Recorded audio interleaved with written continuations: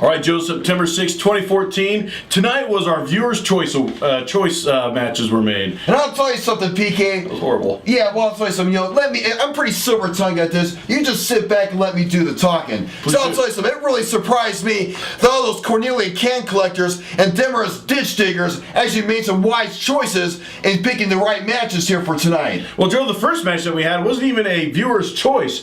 Sir Facade, a.k.a. the White Knight, just decided he was going to show up and have a match against three newcomers here at the O. That's right. Let's just say that I made an executive decision. I let him into the... I run this show, so you know that he got my permission to come in and challenge these three newbies that came in. Well, the first person he matched was a guy that I called Red Skull. And I call him Spider Barney, wearing that red skull cap or mask or whatever that was, and then the purple singlet. Looked Well, Joe, horrible. I'll tell you something. The White Knight made pretty quick work of him. Basically wound up hitting him with a German suplex with a bridge and getting the pin. Then the next person to face him was who I called the Blue Baron. I mean, none of these guys came with names, so I started giving them names. Yeah, you're right. And he basically choked him out with a modified triangle choke, and he tapped out. Then we had the Masked Marauder. Now, this guy put up a little more of a fight. Of course, the White Knight was a little bit tired at this That's right. point. It was his third opponent. You got to remember that. I remember that, and I just said that. I know. So anyways, basically he wound up doing the same thing, got him in that modified triangle choke, and he wound up tapping for the victory. But this guy almost pinned the White Knight twice. Yeah, KK, yeah. Lightning struck twice. He got lucky a couple of times. But hey, let's just figure it. Let's just say it. The White Knight showed his dominance tonight. He took out three wrestlers at once. And what more can you say about that? I don't know, Joe, we're going to move on to the next match because I really have no more to say to that.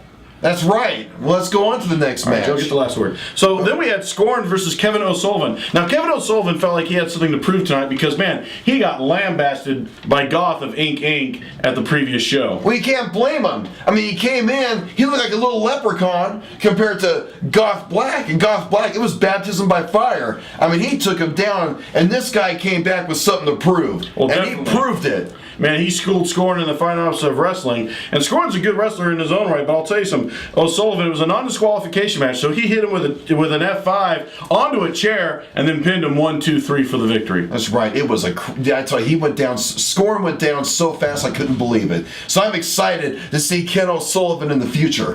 Well, Joe, then we have Bobby Lee Rogers versus Jimmy Lee. This is another match that was decided by our viewers. Yeah, Mr. Rogers versus Jimmy Lee.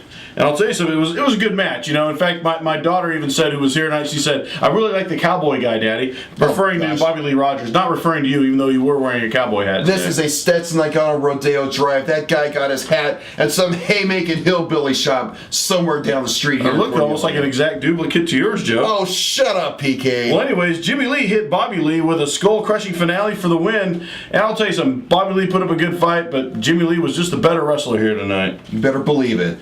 Maybe that guy will go back to baling hay or whatever he does. Well, Joe, then we've got a new championship title coming up here in the OSWA called the Generations Champion. And we had a tournament. It was going to be 4 wrestlers in 2 different matches. And the first match was Keith Cage versus Chad Silva.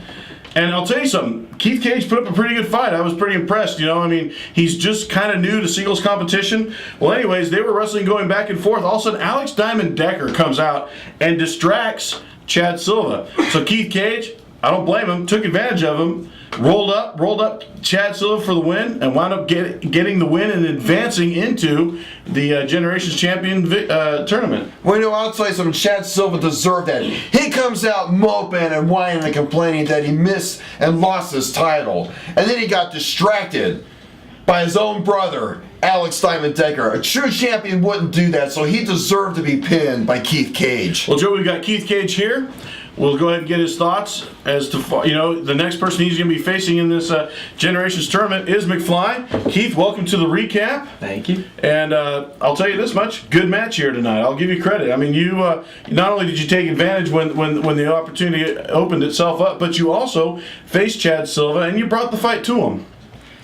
Yeah, Chad Silva's not really an easy opponent, I guess you would say. I'd agree, he's a former Ultimate Champion, but let me ask you this. You are going to be facing McFly on our next show, and how do you feel about that? How do you feel, what are your chances are of beating McFly for the Generations Champion and becoming the first Generations Champion? Well, me and McFly, our paths have crossed before, as you know, and as you know. Absolutely. He's a really good competitor, and I think it's going to be a really good match.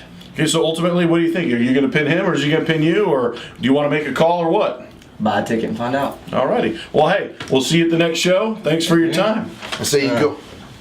Who does that little punk think he is? Hey, he thinks he's Keith Cage. Yeah, well, I'll tell you something. I can't believe that. Besides, I saw him, shaking hands and hugging Chad Silva after the match. You know what? I saw that after school special before. It doesn't belong here in the OSWA. Well, Joe, at least he was shaking hands and kissing babies. Unlike you, kissing hands and shaking babies. What do you think I am, some British au pair?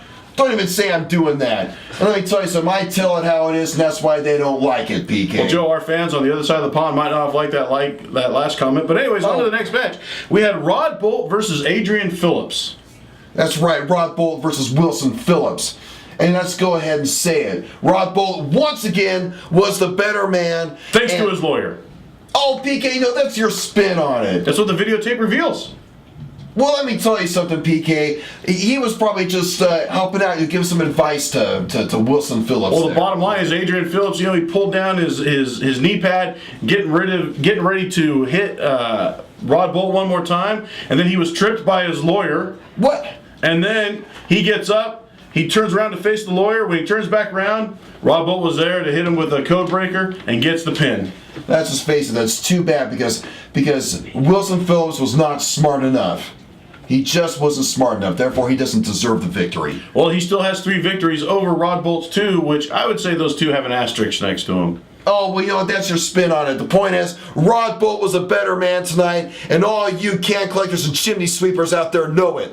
Well, Joe, then we had hard-working Hollywood, a.k.a. Mr. Hollywood, versus Alpha McFly. They were the second match in our Generations Championship tournament.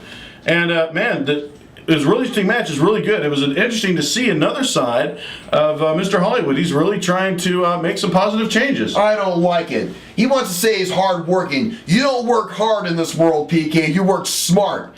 That's how I got to the top. That's how I became a mover and a shaker. That's how I spin the wheels of industry. You sure it wasn't dime store jewelry and a $5 hat? Will you shut up, PK? Well, you know where I can. Well, Joe, during the match, the Dominion came out, Z and Vengeance came out, and they attacked Hollywood and McFly, and then they laid Hollywood on top of McFly. The ref gathers himself, gets back in the ring, counts only to a 2 count, at which point McFly picked up Hollywood, hit him with a flux capacitor, and gets the pin 1, 2, 3 for the win, and advances against Keith Cage in the Generations Championship, which will be determined at our next show. Yeah, well, after I got, the cold shoulder by Keith Cage, I don't care who wins that match. I don't care, because you know what? They're not champions in my eyes. People like Rod Bolt are champions in my eyes. People that kind of kiss up to you and stuff like that. Oh, PK, you don't know what you're talking about. Well, Joe, then we had Will Caution and a newcomer, Lane Cross. They were teamed up with the Dominion. And I'll tell you something, Lane Cross, it was his first match here in the OSWA. He's been wrestling for a while. He's a second-generation wrestler. And, man, he really proved himself. As a matter of fact, we've got him here right now. Lane Cross, welcome to the OSWA. How's it going, Joe? Doing good. Yes, I am Joe. I'm PK. PK? Nice to meet you. So, Lane, I was very impressed with what I saw in the match, especially when you hit that 450 splash. So let me ask you this. Tell us a little bit about yourself and what you see the future holds for you in the OSWA. All right, well, as you know, I'm Lane Cross. I've been wrestling for 9, going on 10 years now. Like you said, second generation. My dad's been in it for 33 years. I love it. Bad Jack, I don't know if any of y'all know him. Great guy. Let's put it this way. Goals in OSWA, don't really have many goals. If I get gold, I get gold. The main thing is I'm going to show these fans what wrestling really is. 450. Yeah, that's my finish, but that's nothing. People haven't seen anything yet. Lane Cross is here to stay. Lane Cross is here to show you what wrestling is. Oh, I love it. PK, I tell you something, I can't wait to see what's in the future for this young man right here. So I'll tell you something, he did some good damage in that ring tonight. It was interesting to see him teamed up with Will Caution because, I would never team up with Will Caution because he has a tendency to kind of stab his tag team partners in the back. He's done it 3 for 3 now. That's because they're not good enough. People like Keith Cage and all those guys. Let me tell you something. Will Caution, he wants gold, and he will do anything at any cost to get gold. That's what makes champions here in the world of professional wrestling. Joe, if a man loses his soul while trying to obtain gold, then what has he really obtained? Oh, PK, what he attains is glory, power, and gold. Well, Joe, as a matter of fact, we've got Will Caution here. I tell you something, Will Caution, you are the kind of wrestler that we need in the OSWA. See, I think I heard you call me a backstabber when I Correct. was walking in. No, I'm not a backstabber. I cut dead weight. I know what's right, I know what's wrong, and that tag team, it was wrong from the beginning. Let me explain something to you. You say I'm gold hungry. No. I could care less about that gold right now. The one thing I've got on my mind is Keith Cage. See, he's playing out unexceptional. He thinks that it's over, it's not over. And if he thinks that title's his, what's better for the next generation than the most exceptional superstar at OSWA? I tell you, PK, that is championship talk right there. I don't care what you or all those ham and eggers out there say. You know what? That is a true champion right there, and I can't wait to see Will Caution dominate further in the OSWA, and everybody knows it. Well, Joe, I'll tell you this much. It was a good match. You know, I think Will Caution and Lane Cross did well together, especially just being kind of teamed up by our fans. But the Dominion, they wound up coming up on top. They hit him with their they hit Will Caution, pinned him with their finishing maneuver, the Purge, and they were able to move on to continue to hold on to their belts. Then we had our final match in our main event, Jake Hughes versus Alex Diamond Decker, and this was a title match. That's right, PK, and I'll tell you something. It started off very exciting. I mean, those two were on fire. I mean, Jake Hughes flying all over the ring. Alex Diamond Decker, my protege, flying even higher. And, of course, you know, Chives the Butler, always there to help out Alex Diamond Decker. Well, you know, that's what a butler does, helps him out. Exactly. He hands him a chain so he can wrap it around his fist and then punch Jake Hughes and knock him out for the win. What makes you think that happened? It's what the tape shows, Joe, once again. You were just hearing metal clinking around that. I just dropped my keys by the table. Joe, the key to your pinto doesn't make that loud of a sound when it hits the ground. I don't have a pinto, PK. I have a... Dang it, PK, will you shut up? A gremlin? Shut up, PK. Let's get back. Well, Joe, the thing is, that's exactly what happened. You know, Alex Diamond Decker hits Jake Hughes with the chain, knocks him out, gets the pin, and gets to keep his title. But then, it didn't stop there. All of a sudden, he starts attacking Jake Hughes after he wins It's like a victory lap. a victory lap. Yeah. When his brother, Chad Silva, the wiser older brother, you know, I kind of see a little bit of myself in him. Oh, shut up, PK. I can see a little bit of Alex Diamond Decker in you.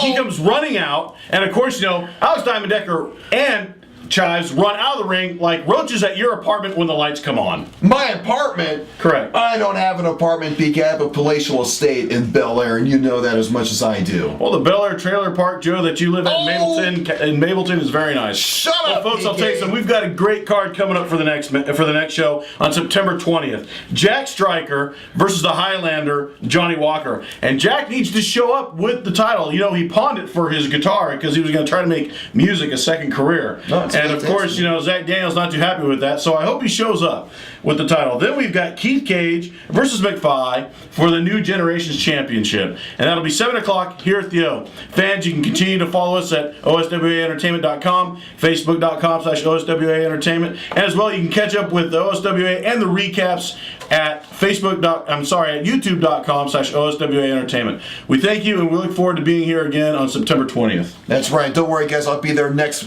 show as well. Oh, Joe, I'm sure they won't worry. Well,